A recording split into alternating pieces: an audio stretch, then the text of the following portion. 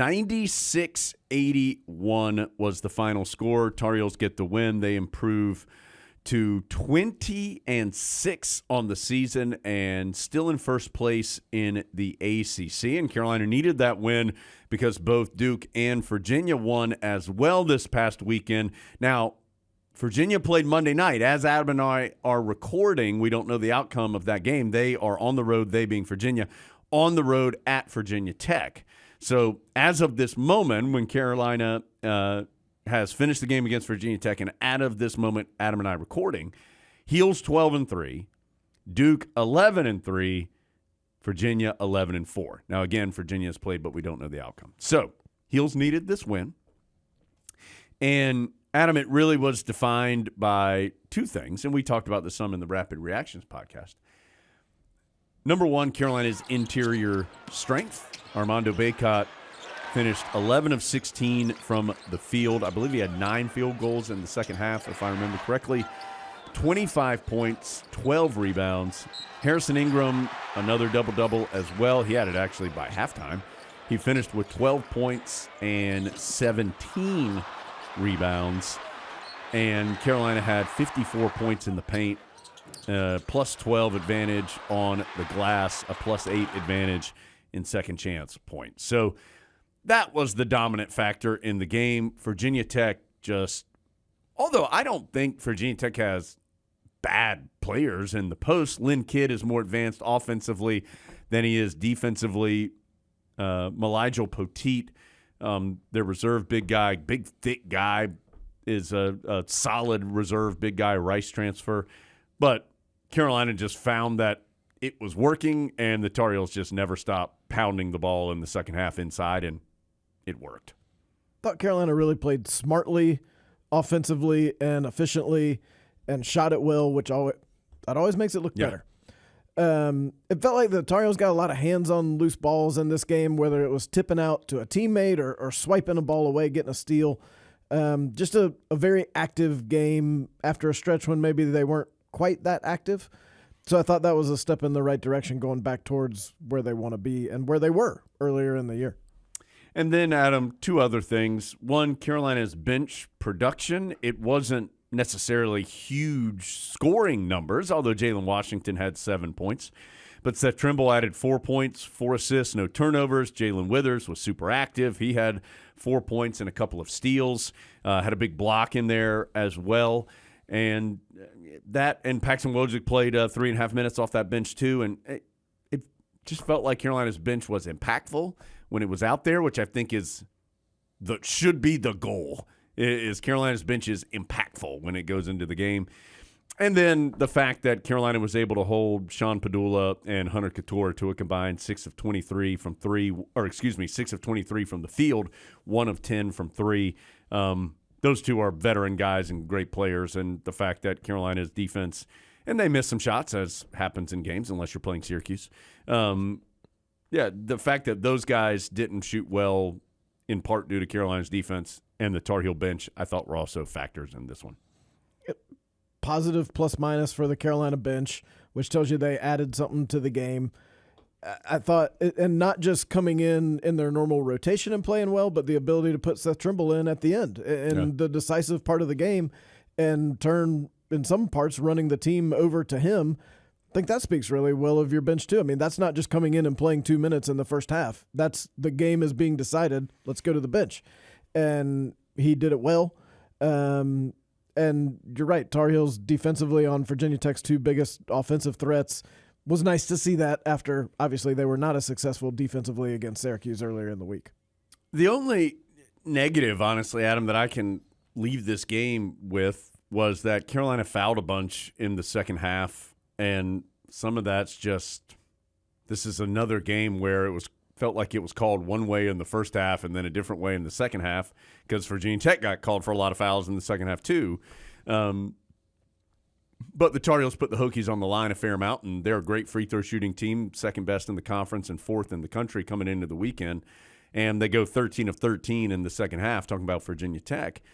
And it felt like that allowed the Hokies to hang around. You never really felt like Carolina was in danger. This game kind of lived from an 8-point lead to a 13-point lead, kind of in that range. the whole second half. And yet Carolina never could quite put the foot down and just end it because Virginia Tech was going to the line relatively frequently. And they're a really good shooting team, so they're probably going to figure out a way to put it in the basket one way or the other. But you don't want to crack the door and give them that opportunity because that is one area in which they're extremely proficient. The Tar Heels at stretches have been able to defend without fouling, but when they get called for a lot, it tends to happen all at once. Of course, we know Elliot Cadeau's issues with being called for fouls, some legit, some dubious. I do think maybe some of the turnover issues are another thing I would put in the possible negative category, and specifically Cadeau, but at the same time, I just think he's so interesting because he does some things that make this team go. And I love the play in the second half where everybody in the Smith Center was freaking out over the shot clock going off because there were like 3 seconds left. Now, shoot it! And Cadeau's over there, and he's got the ball. He's like, no, it's fine. We got 3 seconds. I got time to throw a pass to R.J. Davis. He'll shoot it and make a three. Like, that's a veteran play. But he also makes some plays that are freshman plays, and that's just what you have to live with a freshman. What was happening in the crowd? Shoot it!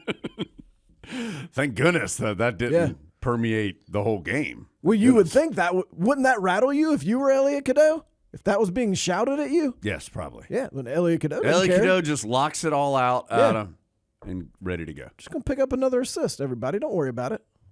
By the way, Baycott had 8 field goals in the second half, not 9. I apologize. Hold on. Re-rack this. Let's start over. Let's just redo the whole thing. Adam, let me tell you about how to check the days of the month on your hand. Cormac Ryan, Adam, was 4 of 7 from 3. He's 10 of 21 in the last 3 games from 3. What do you think about that? Well, 10 of 21 is almost 50%. Yes. I didn't even need my knuckles for that. Yeah. I don't know that that's sustainable, but I do think that's bringing him back closer to where his average might be. Yeah. And if he could be that makes Carolina really hard to guard. And Armando Bacot talked about that in the postgame about Virginia Tech wanted to double him, and he felt like he could find an open man. A lot of times that open man was Cormac Ryan. And if he's making that shot, all of a sudden you got a big decision to make. Do I want to keep doubling Bacot and let this guy shoot threes? Or do I want to single Bacot and he may be shooting twos? Yeah, there was one play in the second half where Bacot got doubled and he sent it out to Cormac Ryan. And I remember I said, like, in the course of the action, like, you've got to make this one. And it just because of just what you're talking about.